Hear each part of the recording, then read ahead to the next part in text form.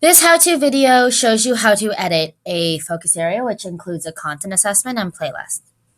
So make sure that you are logged in as yourself, not your little, and go ahead and click the curriculum tab. The curriculum tab will go ahead and take you to all of the curriculum. Go ahead and click the course that you would like to edit a focus area in. So for example, I decided to click into History 6. I hit Focus Areas because this is all of the list of focus areas. And I'm going to go ahead and choose Early Humans. Now, before I make a copy on my own, it might actually be nice just to take a quick look to see what is in the focus area, because once you make a copy, you no longer get any of the edits or updates of the curriculum developers working on the curriculum this summer, as well as any of the updates that teachers may make. So I'm going to go ahead and show the focus area first. And go ahead and look at the introduction to see what it's about, the technology objective, maybe check out a check for understanding that is about this objective, and so forth. I would definitely want to look at the assessment questions to get a sense of, if these are the assessments that and the objectives that I would want to assess on. Right. And once I have done that, and, I've decided, what, I would still really like to go ahead and create a copy, then go ahead and click Make Your Own Copy. A screen will show up, which is just reminding you that once you do this, you no longer get any of the updates, especially given that there's work being done on them this summer. So go ahead and push Copy Focus Area.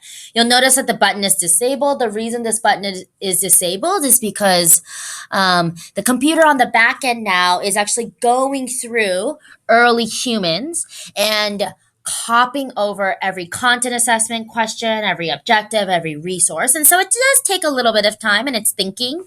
No need to be able to, try to double click, and you don't also need to hit cancel.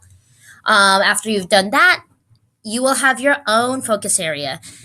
You will know that you've created a copy by actually looking at the URL. So this focus area is 1639. The one that we were looking at previously was not 1639. Right. So now I'm going to go ahead and hit Edit Focus Area.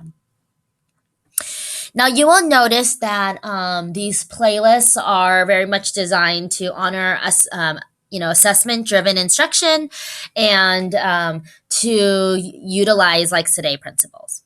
So anytime you're curious about what this looks like as a student, feel free to hit the Preview as Student button so you can see that experience. So this box over here to the left, this is the name of the focus area, the one that the students will see and just show up underneath their projects. Then in this next box is where you can go ahead and write in the objectives in more descriptive format of what they'll be able to do by the end. Then over here on the right side are the key resources, the words and the academic language that students need to be introduced to in order to access this playlist. Now you would go through the different steps of making an assessment and then aligning your resources. So in the introduction, there are overall general overviews of the content, as well as a diagnostic will eventually appear here, where the students can access that first to check their own understanding. And then 3, like any academic language resources will go in this section. Then in the next portion, you will have each box that represents an objective. So if you look at this one, objective number 1 is all about technology, language, tools, and fire in early human culture. So you'll notice that on the right side are all of the assessment questions, and on the left side are the resources.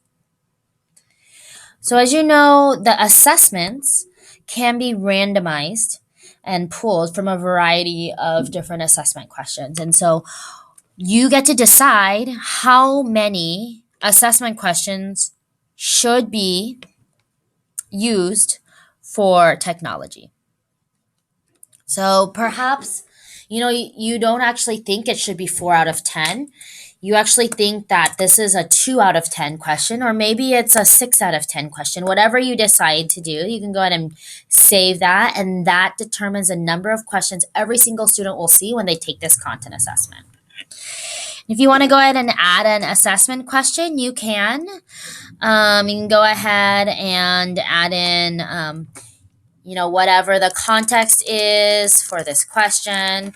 Perhaps there's an attachment and you want to go ahead and upload that file. You can do that there. Now go ahead and ask the question. You have a couple choices.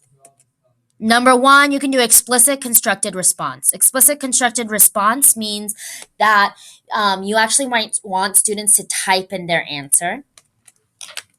And maybe it's case sensitive, for languages, or if it's a grammar assessment, maybe it's not. And you can go ahead and actually type in different types of answers that might work. Yeah. Now, remember, if you want this to be a diagnostic question, go ahead and click Use in Diagnostic. And that means it's not going to be in the final assessment, but it's going to show up in the introductory section, right? And then save changes. And now I've added an assessment question that is in the pool of resources that will pull for this objective. You will notice that some of these questions are associated with the diagnostic, and that will be called out right up there. If you want to edit a resource in addition to editing the questions, you can go ahead and either click on the resource or add a new one. And then go ahead and change whatever it is that you need to change. Maybe there was a document about something and you actually really want to upload a new document, or you actually found a better website or something along those lines. You can do that as well. After you've done that, you can go ahead and save. And remember, preview as a student if you would like to see what it looks like for your students. And that is how you go ahead and edit a content assessment and playlist in the PLP.